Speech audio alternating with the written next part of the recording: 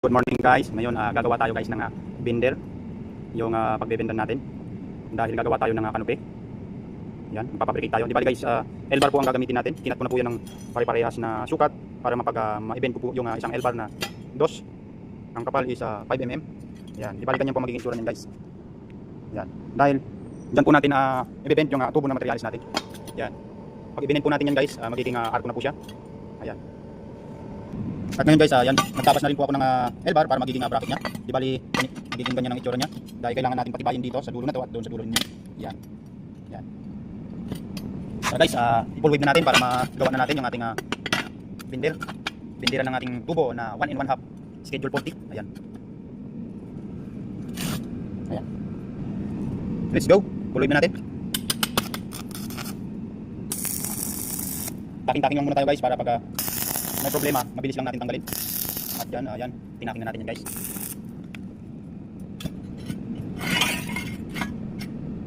Kailangan lang natin patibayin lang muna para pag nag-bend tayo is hindi siya matatanggal.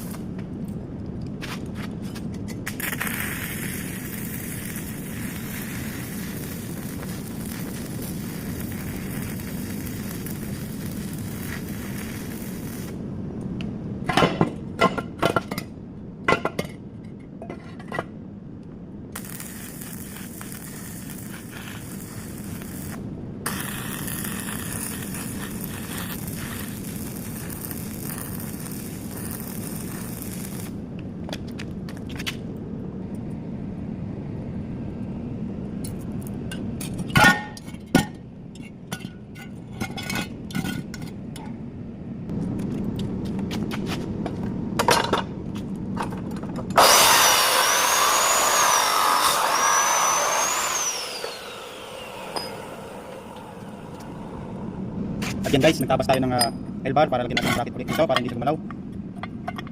Yan. Pupuloy natin yan dyan para may tulak na yung pag nag-bend tayo is mas matibay. Yan. Pag nag-bend tayo dyan, yan mas matibay yung ano natin. Tara, building na natin.